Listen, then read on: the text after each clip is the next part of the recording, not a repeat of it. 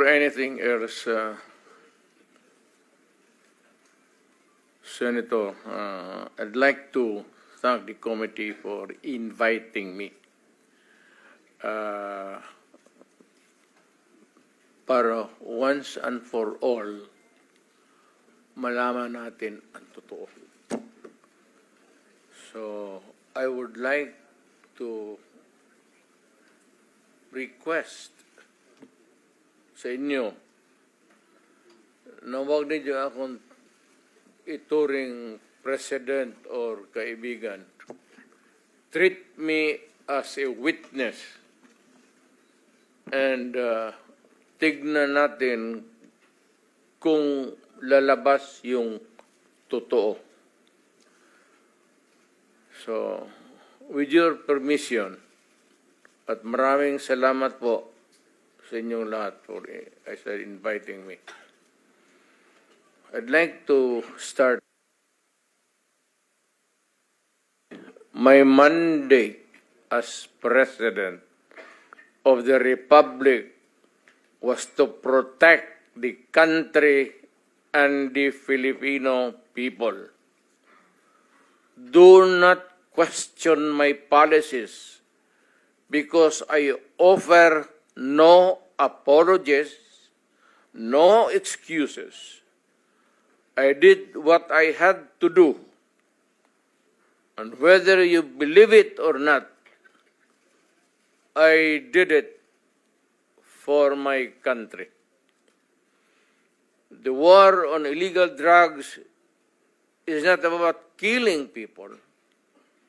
It is about protecting the innocent and the defenseless.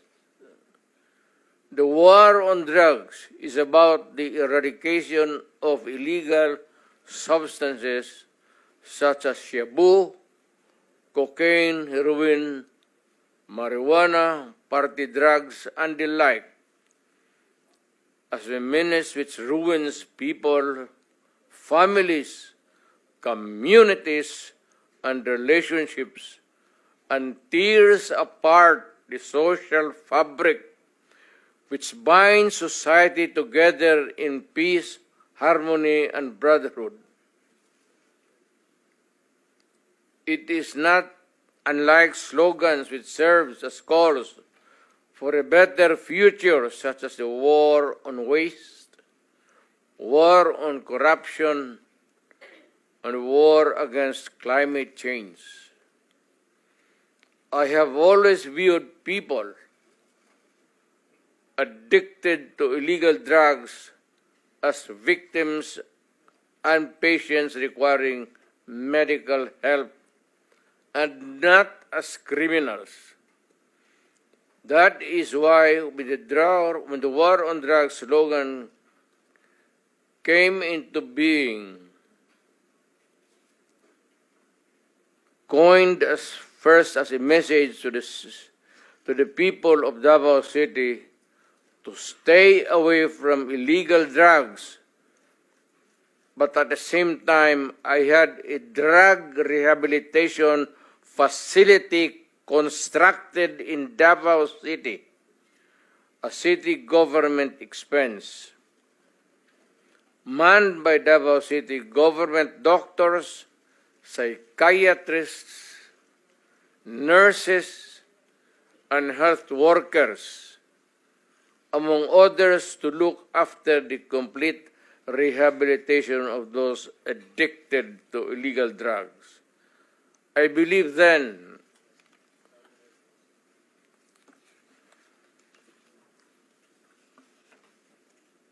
and I still believe now that rehabilitation and not fear of death or incarceration to be the key to the return of the addicted individuals back to the mainstream of a just and forgiving society.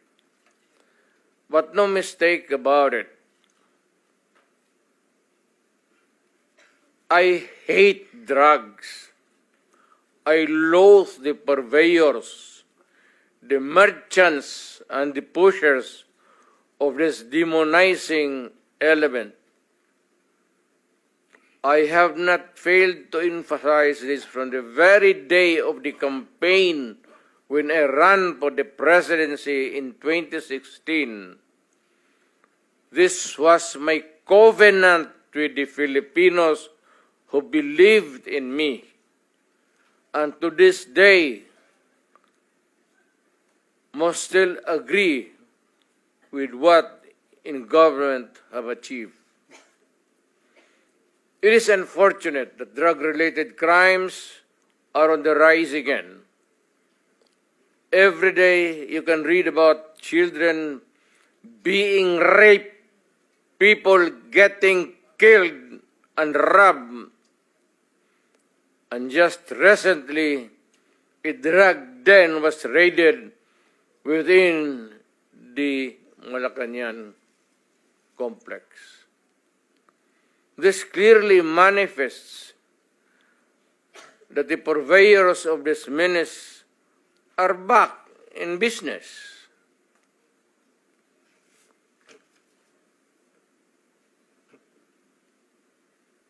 Ano? Gawin natin.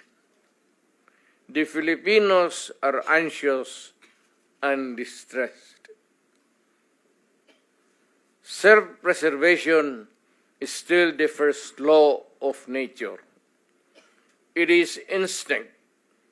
It is recognized in our laws as self-defense. That is why I have always told the police authorities and operatives to be mindful of this basic law of nature. However, I tell them not to abuse their authority and power, and hindi ko talaga pinayagan yung abuso ng pulis o sundalo kailanman sa buong buhay ko and as mayor for so many years and as president, in the guise of protecting themselves. But when your very life is placed at risk, and it can be snuffed out in a matter of seconds, then and only then must you act accordingly. Repel the aggression only in self-defense. Alam mo, matagal ako nagturo sa aming bayan sa Police Academy. When I was a prosecutor, to augment my income noon na bago akong kasal, nagturo ako sa police. Ang sinabi ko talaga sa kanila, when you are arresting a criminal, you are not supposed to request him to surrender. Rather, you have to overcome the resistance. However, pag ayaw, it's the duty of the police is to overcome the resistance kung ayaw mag-surrender. At kung may baril, at kung tingin mo, sabi ko sa mga pulis doon sa academy, mamamatay ka, barilin mo. Barilin mo sa ulo. Patayin mo at least one less criminal in the community. Yun ang utos ko when I was a fiscal and I was a professor doon sa Police Academy. Yun ang turo ko sa kanila. No quarters given, no quarters asked. Criminal ito.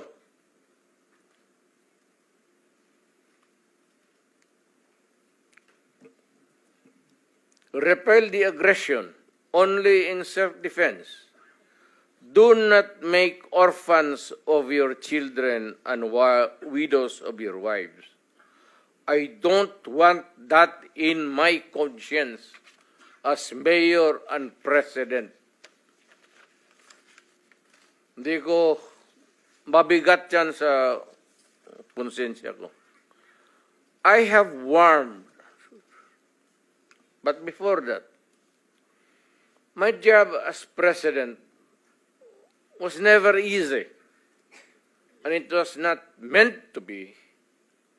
I have tried to do the best I can to address the problem of illegal drugs firmly and without compromise.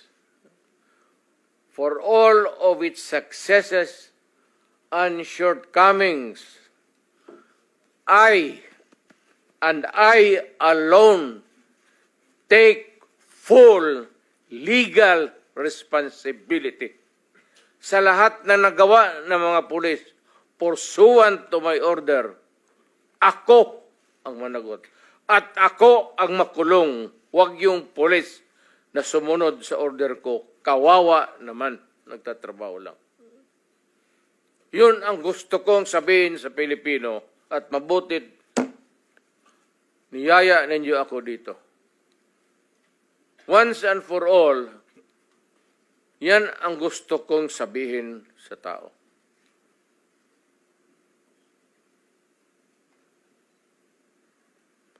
I have warned all of you as your president